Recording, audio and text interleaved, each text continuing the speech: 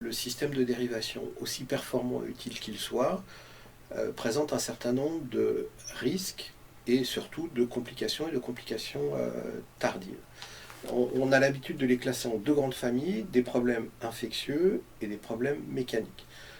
Toutes ces infections sont accessibles au traitement médical. Les risques mécaniques, c'est un peu de la plomberie, c'est-à-dire que tout ce qu'on peut imaginer, et même au-delà, peut arriver sur un système de dérivation.